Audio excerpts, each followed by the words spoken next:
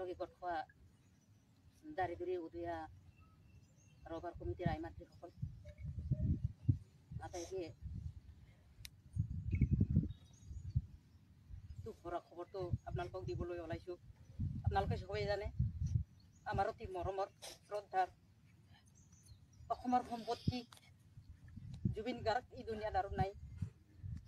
তেখেতে north east festival ছিংগাপুৰত function কৰিবলৈ যায়, সাংস্কৃতিক অনুষ্ঠান কৰিবলৈ গৈ তাতে তেওঁ সাগৰত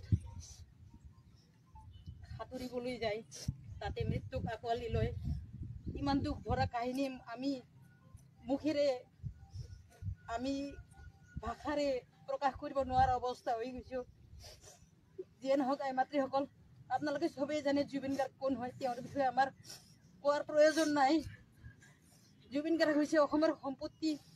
আমাৰ প্ৰত্যেকৰ হৃদয়ে হৃদয়ে লুকাই আছে তেখেতৰ প্ৰতি, আমাৰ আত্মাত লুকাই আছে তেখেতৰ প্ৰতি আমাৰ ভক্তি আছে। আজিৰ দিনত তেখেতৰ প্ৰতি আমি শ্ৰদ্ধাঞ্জলি জনাই তেখেতৰ আত্মাই চিৰশান্তি লাভ কৰক। সেয়েহে আমি তেখেতৰ নামত 1 মিনিট সময় মৌনতা অৱলম্বন কৰিম।